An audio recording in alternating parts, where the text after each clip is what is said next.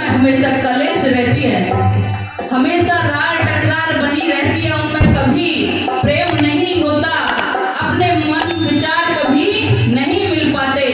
मेरे भाई और बहनों, ये पत्नी जो होती हैं, जो पति पत्नी का संबंध होता है, एक सच्चा मित्र जैसा होता है, ऐसा मित्र और कोई नहीं होता।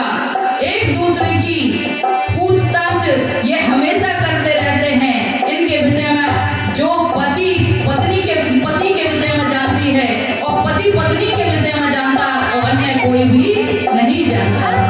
तो कहता है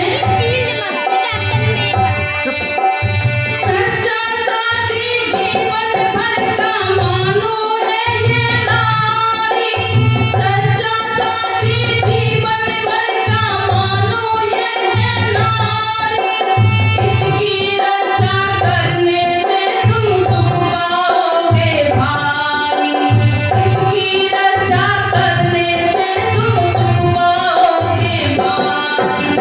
पूजा करिए माटी लक्ष्मी सच्ची बात हमारी, पूजा करिए माटी लक्ष्मी सच्ची बात हमारी।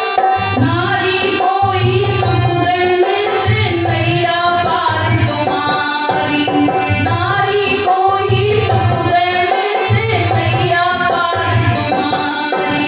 कहे नरदेव हमेशा हंसते हंसते आयु बिताना, कहे नरदेव हमेशा हंसते हंसते आयु बिताना।